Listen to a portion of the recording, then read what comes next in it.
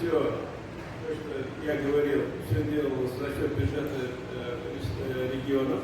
Сегодня появился бюджет федеральный в рамках безопасности качественной дороги национального проекта. Но, к сожалению, то, что связано с сегодняшней темой нашего круглого стола, высокоавтоматизированной транспортной системы и так далее, там средств не предусмотрено.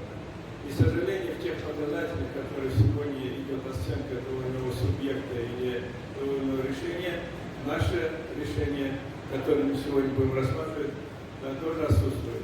Поэтому мы как бы впереди, и Николай Владимирович согласился возглавить сегодня и проводит этот круглый стол, как бы главная основная система, которая помогает в первую очередь адаптировать систему управления дорожным движением, и все связано с безопасностью дорожного движения. И основной показатель интеллектуальных транспортных развития было, это показатель уменьшить количество погибших, пострадавших и количество дорожно-транспортных происшествий.